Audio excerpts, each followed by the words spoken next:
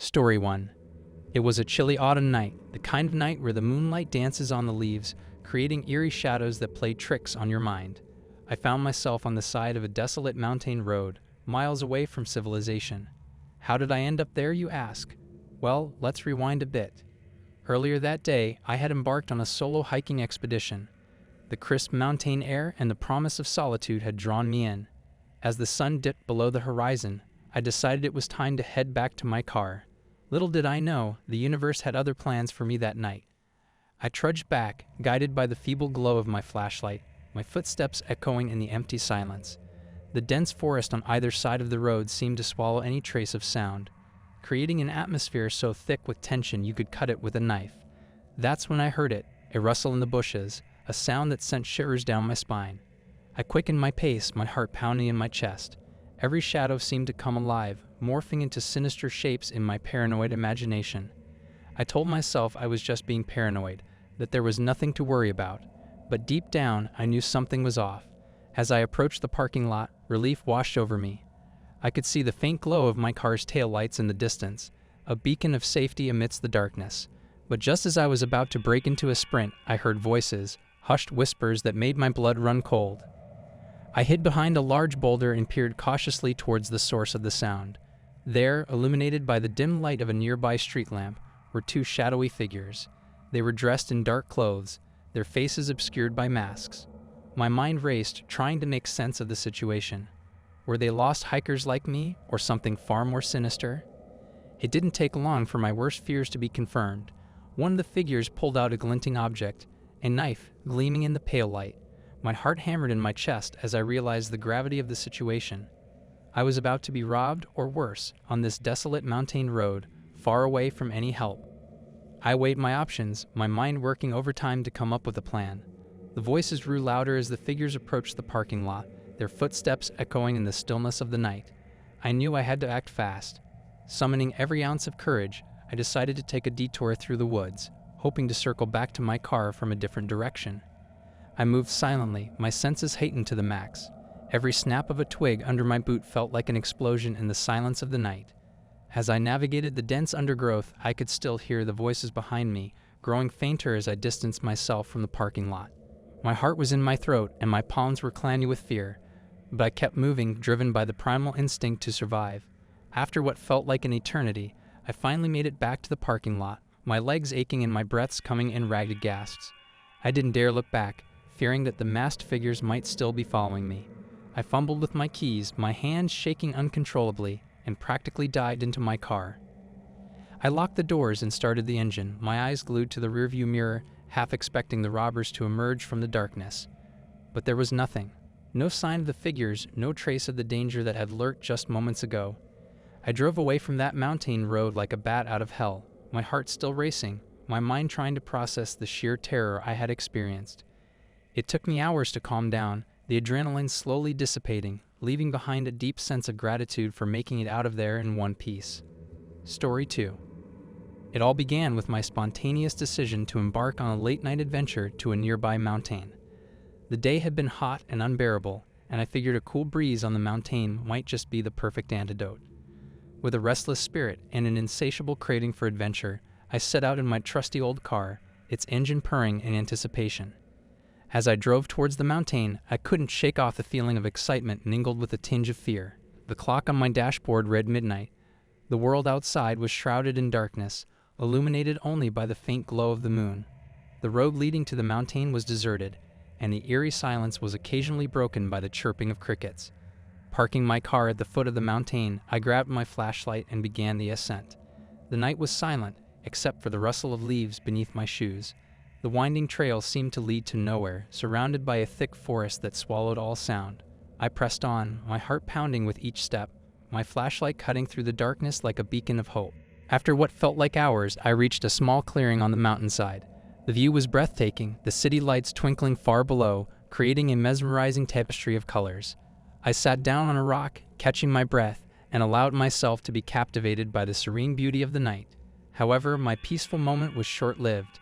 A rustle in the bushes nearby jolted me out of my reverie. I shone my flashlight in the direction of the noise, my heart racing with a sudden surge of adrenaline. Out of the darkness emerged two shadowy figures, their faces obscured by the night.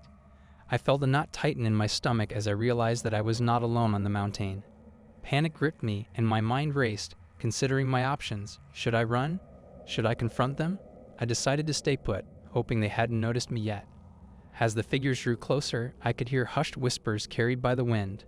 My flashlight caught glimmers of metallic objects, and it dawned on me. These were not ordinary late-night hikers. These were thieves, and they were armed. I held my breath, trying to make sense of their conversation. They were discussing their plan, to rob unsuspecting victims who dared to venture into the mountains at night. My heart pounded in my chest like a drum, each beat echoing the intensity of my fear. In that moment, I made a split-second decision. I slowly reached into my pocket and retrieved my phone, my fingers trembling as I dialed 911. I whispered my location to the operator, praying that help would arrive before the thieves noticed my presence. Sweat trickled down my forehead as I listened to the operator's reassuring voice on the other end of the line. The thieves, unaware of my call for help, continued their nefarious discussion. I kept my phone pressed to my ear, my senses heightened, waiting for the sound of approaching sirens. Just as I was about to lose hope, distant sirens pierced the night. Relief washed over me, and I mustered the courage to stand up, my flashlight trained on the thieves. I shouted, my voice trembling but laced with determination. The police are on their way. Drop your weapons and surrender. The thieves froze, their eyes widening with shock. In that moment, they knew they were caught. With trembling hands, they dropped their weapons and raised their hands in surrender, their faces pale in the flashlight's harsh glare. Within minutes, the police arrived, their presence a beacon of hope in the darkness. They swiftly apprehended the thieves, ensuring they could do no harm to anyone else. As I watched the thieves being led away in handcuffs, I felt a mix of emotions: relief, gratitude, and a newfound respect for the bravery of law enforcement officers. The police thanked me for my quick thinking and bravery, but all I could think of was how fortunate I was to escape unscathed. The adrenaline slowly subsided, leaving behind a deep sense of awe for the power of human resilience and the importance of staying vigilant in the face of danger. Story 3. My buddies and I, adrenaline junkies that we are, decided to embark on a midnight hiking trip up Mount Ravenous. Now, don't get me wrong, I love a good adventure, but hiking up a mountain at night was never my idea of a great time. But peer pressure and youthful exuberance have a way of making you do crazy things. So there I was, lacing up my boots and grabbing my flashlight, trying to quell the uneasy feeling creeping up my spine. The night was pitch black, with only the faint glow of the moon to guide our way. We were armed with just one flashlight among the four of us. As we climbed higher, the forest around us grew thicker, casting eerie shadows that danced with the wind. Every rustle in the bushes sent shivers down my spine. But we pushed on, fueled by the excitement of the unknown. Reaching the summit was exhilarating. The view was breathtaking. A sea of twinkling stars stretched out below us, with the city lights flickering in the distance. We lingered, taking in the beauty of the night. Little did we know that our night was about to take a terrifying turn. As we started our descent, we noticed a figure lurking in the shadows. At first, we thought it was just our imagination playing tricks on us. But as the figure drew nearer, we realized it was all too real. A man, rugged and unkempt, emerged from the darkness, his eyes gleaming with an unsettling intensity. My heart pounded in my chest as he approached us, a sinister grin spreading across his face. Instinct kicked in, and we turned and ran, our footsteps echoing through the silent night. The man chased us, his laughter echoing in the cold mountain air. Panic set in, and I pushed my legs harder, praying we would outrun him. But he was relentless, closing the gap between us with every step. We finally reached the parking lot, gasping for breath, our hearts threatening to burst out of our chests. We jumped into our car, slammed the doors shut, and sped away, leaving the menacing figure behind. The relief that washed over us was palpable, but the fear lingered, etched into our minds like a haunting melody. I couldn't shake off the feeling of dread as we drove back home. Who was that man, and what did he want from us? Questions swirled in my mind, each more terrifying than the last. The incident left me shaken to the core, my sense of security shattered in an instant. As we recounted the incident to the local authorities, they assured us they would investigate the matter thoroughly.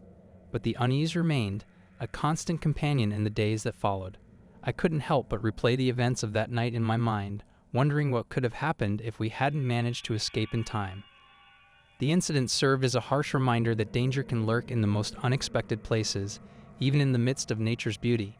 It made me realize the importance of being vigilant and aware of our surroundings, especially when venturing into unfamiliar territory. I vowed never to underestimate the darkness that can reside in the human heart, a lesson that will stay with me for a lifetime.